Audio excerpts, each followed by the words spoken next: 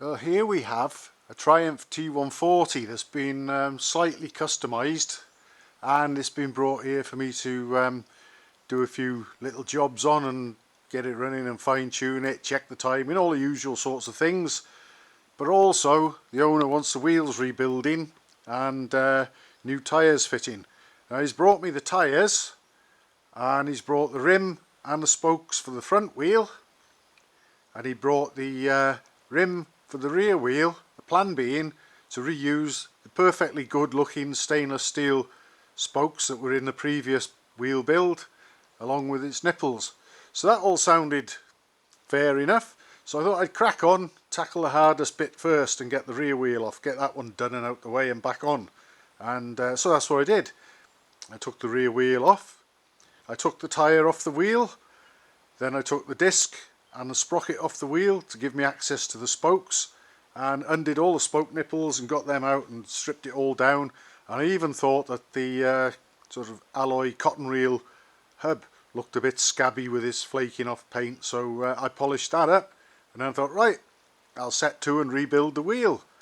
So I put all the spokes in the hub again and then offered the replacement rim up to it, and I was just about to start screwing a couple of spokes through some holes in the rim when I, horror of horrors, learned that the spoke nipples wouldn't go through the holes in the replacement rim, and also the replacement rim had been powder coated black, and so there was no real option of drilling the holes out larger, otherwise it would have ruined, cracked and chipped the powder coating. So I was up a certain creek without a paddle with this bike on the bike lift with no rear wheel and plenty of other bikes waiting to go on. I really thought that I was just going to have this on here for a couple of days and get it off again probably, and something else could go on here, but now I was stuck with this on the bike lift. What was I going to do? Well, I suppose I could have perhaps ordered spoke nipples that would have fitted through the holes in the rim, but I would have had to wait for those. The thing is, you can get spoke nipples of a certain diameter. The threaded holes through them can be of a certain diameter to suit a spoke, but there can be a couple of different outer diameters should you want them.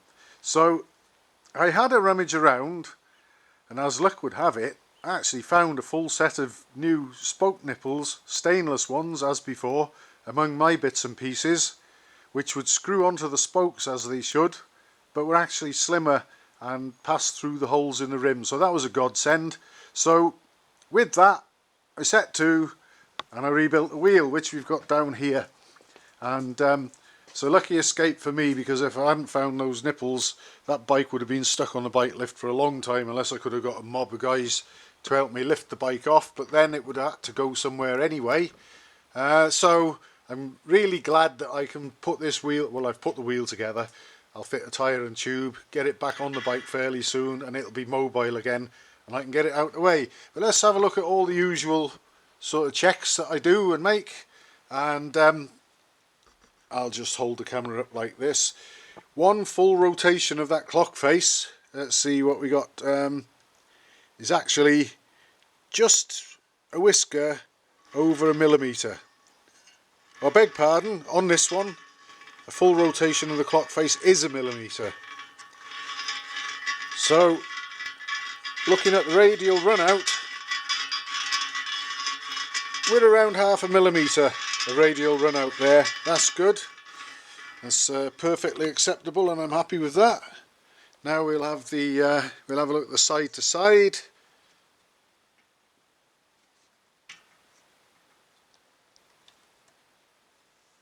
Let's see what we've got there.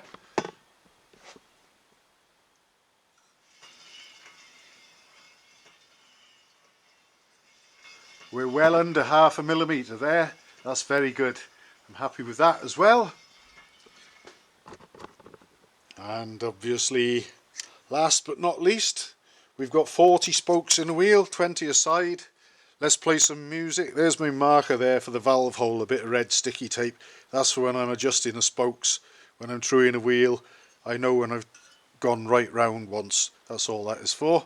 Let's hear the notes that they might play.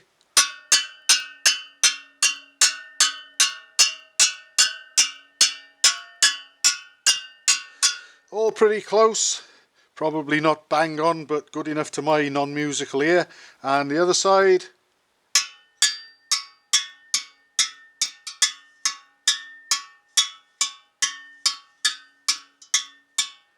There we are, they're all playing evenly and equally. Obviously they sound different on one side to the other because these spokes are standing much closer to the vertical, while the spokes on the other side are leaned over towards this way more because there's an offset on the rim. It doesn't, the centre of the rim doesn't line up with the centre of the hub on these.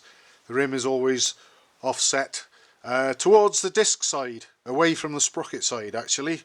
So I've got the offset how I want it, I've got all the spokes tensioned how I want.